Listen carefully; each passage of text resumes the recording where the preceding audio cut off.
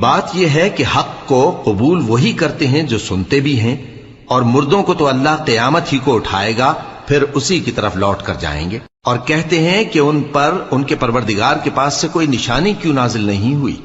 کہہ دو کہ اللہ نشانی اتارنے پر قادر ہے، لیکن اکثر لوگ نہیں جانتے۔ اور زمین میں جو چلنے پھرنے والا حیوان یا اپنے پروں سے اڑنے والا پرندہ ہے، ان کی بھی تم لوگوں کی طرح جماتے ہیں۔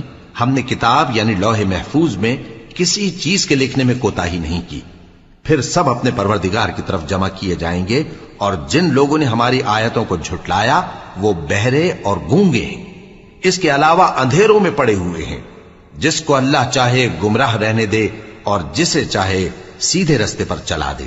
کہو کافرو بھلا دیکھو تو، اگر تم پر اللہ کا عذاب آ جائے یا قیامت آ موجود ہو تو کیا تم ایسی حالت میں اللہ کے سوا کسی اور کو پکارو گے؟ اگر سچے ہو تو بتاؤ۔